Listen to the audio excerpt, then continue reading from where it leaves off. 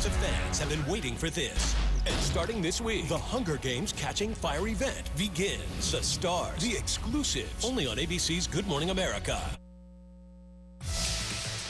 In the context, Next at 6:30, Richie Incognito tells his side of the story, and he professes that he and Jonathan Martin were good friends.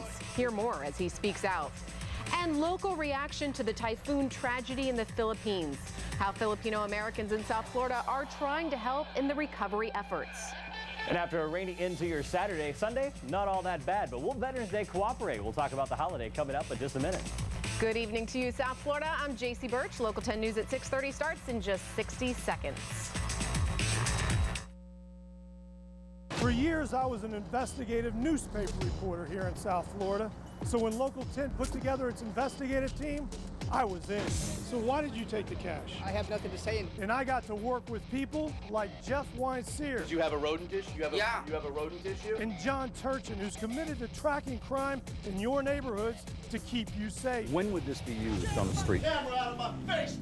Working for you, Bob Norman and the Local 10 investigative team.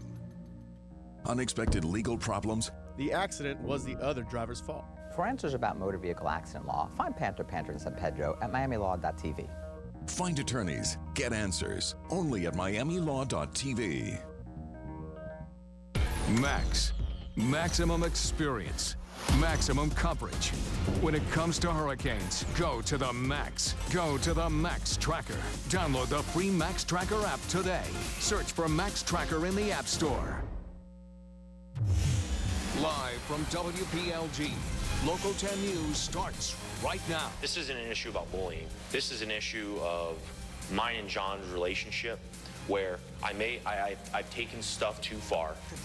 Off the top at 6:30, suspended Dolphins offensive lineman Richie Incognito telling his side of the story as the team in turmoil arrives in Tampa. That's for a Monday night game against the Bucs. Let's get straight over to Sports Director Will Manso. He's in production control with more on exactly what Incognito had to say in his defense about the Dolphins bullying scandal. Will. JC, this interview was conducted by Jay Glazer of Fox Sports, and in it, you heard a glimpse of it there. Incognito tried to clear up some of the many questions that we've all been asking over the last week or so.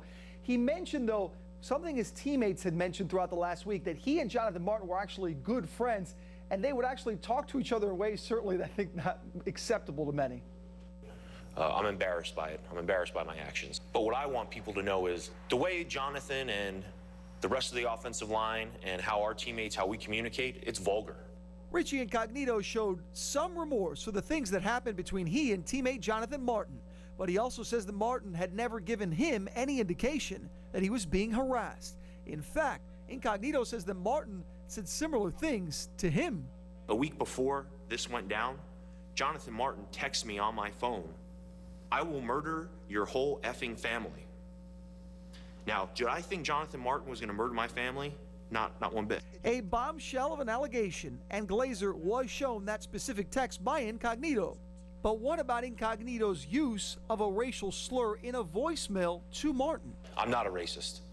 And to judge me by that one word is wrong. In no way, shape, or form is it ever acceptable for me to use that word, even if it's friend to friend on a voicemail. It's a word that I've heard John use a lot. Not saying it's right for when I did it in the voicemail, but there's a lot of colorful words thrown around the locker room that we don't use in everyday life. And that culture, Incognito explained, is partly to blame. Still, his message to Martin was clear. He never meant to hurt him. And my actions were coming from a place of love. No matter how bad and how vulgar it sounds, that's how we communicate. That's how our friendship was. Honestly, I think I'd give him a big hug right now because we've been through so much, and I'd just be like, dude, what's going on? Why didn't you come to me? If he were to say, listen, you took it way too far. You hurt me. I would just apologize and explain to him exactly what I explained to you. And I apologize to his family that they took it as malicious, but I never meant it that way. Well, I mentioned those text messages that went back and forth. Glazer actually found out from Incognito that he and Martin had actually exchanged about 1,150 text messages over the last year, and many of those were very vulgar, certainly not something we can repeat on air right now.